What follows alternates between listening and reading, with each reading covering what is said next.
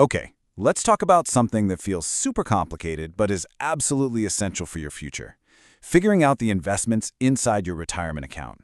My goal today is simple. We're going to cut through all the jargon, demystify this whole thing, and turn that feeling of confusion into real confidence. Ready? Let's jump in. Does this screen look a little too familiar? You log into your 401k, ready to do the responsible adult thing, and bam! You're hit with this wall of charts and words that might as well be in another language. Growth, value, international, small cap, what does it all mean? It's completely normal to feel lost. But here's the good news. You do not need a degree in finance to get this right. You just need to understand a few key ideas, and that's exactly what we're going to do today. So here's our roadmap. We're going to start with why this feels like such a puzzle in the first place. Then, we'll get clear on saving versus investing. We'll look at your toolbox, the accounts you use, and then the ingredients you actually put in them. After that, we'll check out some super simple set-and-forget options and wrap it all up with a clear, long-term game plan. So why does this all feel so hard? Well, it's usually because of all the fancy jargon, and let's be honest, the stakes feel really high. But look, our goal here isn't to turn you into some Wall Street trading genius. Not at all. It's to give you the confidence to make a few simple, smart choices that you can stick with for years to come. Now you hear a quote like this from Ramsey Solutions, and it could sound pretty intense, right? And it's true, these decisions are important, but let's reframe what getting it right really means. It's not about picking the one perfect stock or knowing when the market's going to go up or down. Getting it right is just about understanding the basics, making a simple plan, and starting. That's it. And that part is way easier than it sounds. This brings us to the first and maybe most important concept we need to nail down. You've probably heard the words saving and investing thrown around like they're the same thing. They are not. And understanding the difference is the foundation of building wealth for retirement, because just stashing cash in a savings account, well, that's not going to get you there. Think of it like this. Saving is for your short-term goals. Building an emergency fund, saving for a vacation, or a down payment on a car. It's safe, it's easy to get to, and there's very little risk. Investing? Well, that's the engine for long-term growth. That's you putting your money to work, buying things, assets, that you hope will grow in value over many, many years. It definitely involves risk, but that risk is what gives you the potential for much bigger rewards. Okay, so if investing is the engine, where do you actually put it? You need a special place, a container that's built specifically for retirement and gives you some amazing tax breaks. Think of these accounts as your retirement toolbox. It's important to remember, they aren't the investments themselves. They're just the boxes that hold and protect. The two most common toolboxes you'll hear about are the 401k and the IRA.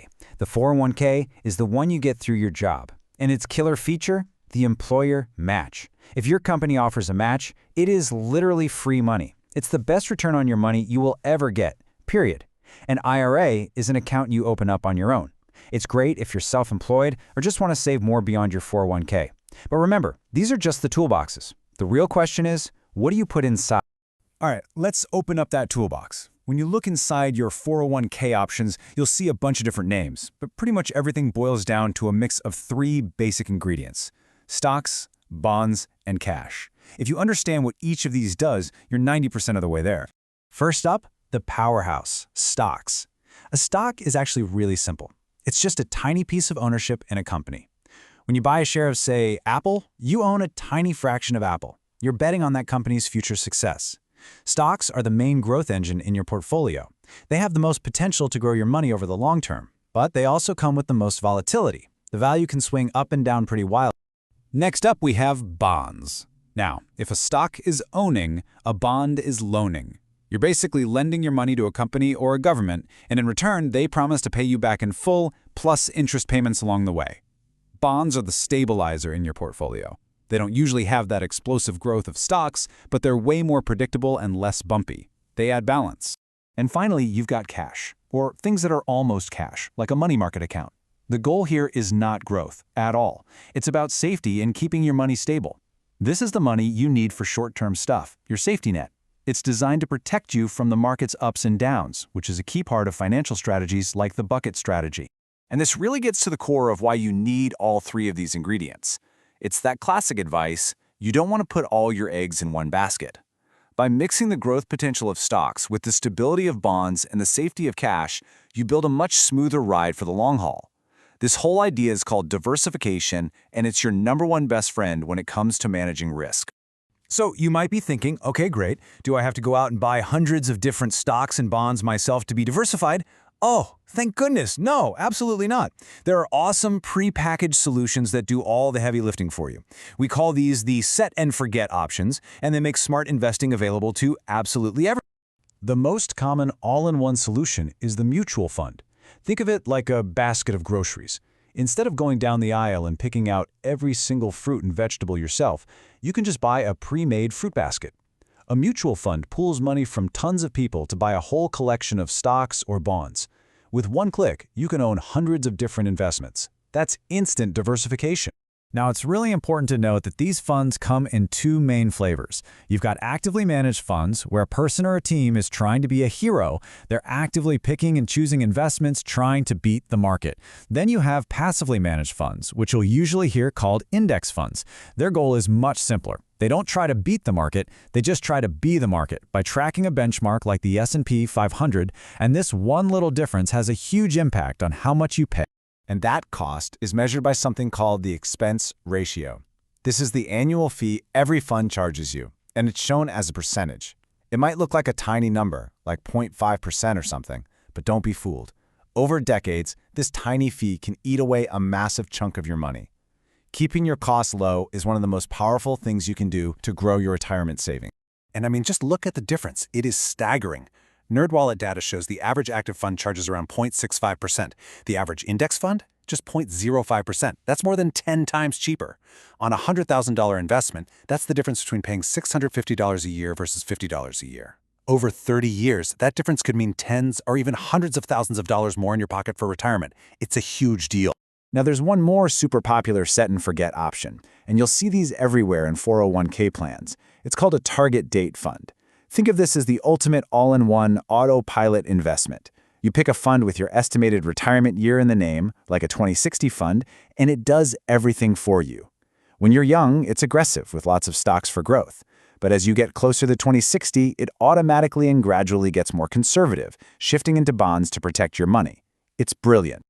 Okay, we've gone through the accounts, the ingredients, and the simple recipes. So what do you actually do now? Let's put this all together into a dead simple action plan that's all about playing the long game. That's it. This is the entire plan. Seriously, just 4 steps. First, log into your account. Second, find the button that says something like Manage Investments.